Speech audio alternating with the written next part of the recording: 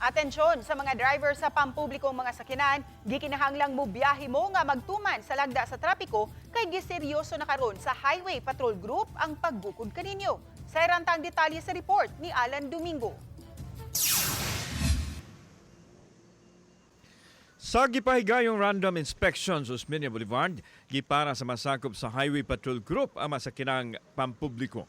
Sama ni usa ka traditional PUJ din gisusi kung kumpleto ba ang mga papilis sa pagpadagan sa sakinan.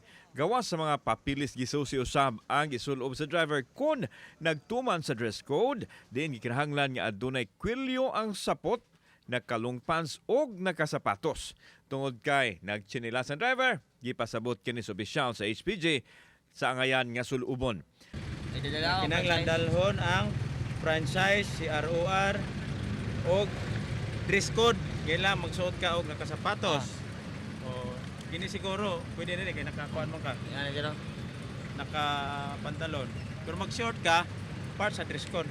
Isuan ka og TOP, violation of dress code. Alam ko sir, sa sunod magsapatos ako. Gawas sa mga PUJ, gipara usab ang mga motorsiklo, taxi ug mga buses. Lakip sa gisusi sa HPG kung adunay lisensya ang konduktor, diin nakapakita raw sa binuon ang babaeng konduktor. Okay mga kapuso, mo ang kabahin sa hugot nga pagpatuman sa Highway Patrol Group kalabot sa mga traffic violator. Sir, good morning. Sir, apel ang mga bus sa atong ipang-inspect karon? Yes sir, all passengers vehicles from taxi, yung traditional nato nga jeep, modern jeep. Ang operasyon sa HPG7 pahimangno pa lang nila sa mga drivers sa public transport kaysa sunod nilang operasyon mo issue na sila og TOP sa mga kalapasan nga ilang masakpan. Daghang reklamo na sad sa ato ang mga public utility vehicles nga mga drivers.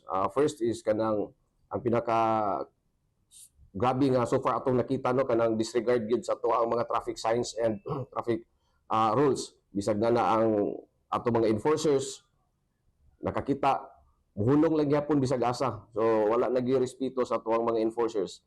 Ang lakang sa ahensya pinasubay sa kamanduan sa ilang uluhang buhatan nga istriktuhon ang pagpatuman sa lagda sa trapiko.